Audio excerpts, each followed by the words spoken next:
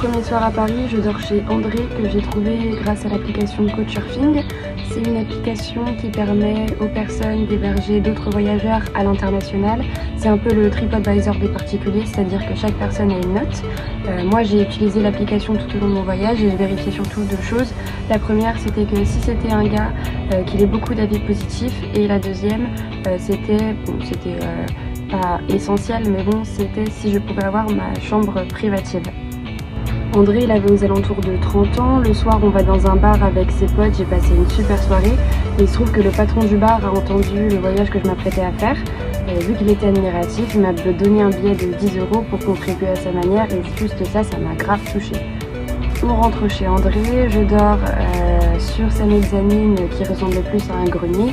Mais bon, le matelas était confortable et j'étais plutôt en bonne compagnie, donc c'était plutôt cool. Le lendemain, journée chill, je revisite la ville que je connaissais déjà.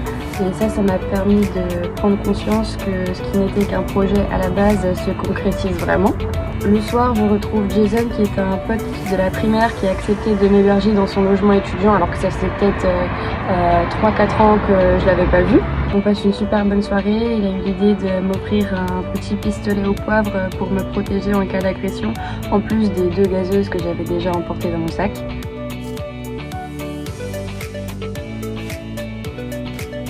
Je suis rentrée tout de suite dans mon délire de voyage et ça m'a permis de me réconforter dans l'idée que j'étais pas folle. J'ai dormi sur un petit matelas à côté de son lit, j'ai passé une super nuit et en plus j'étais confiante parce que je connaissais la personne. Et je vous dis à demain, direction Lille.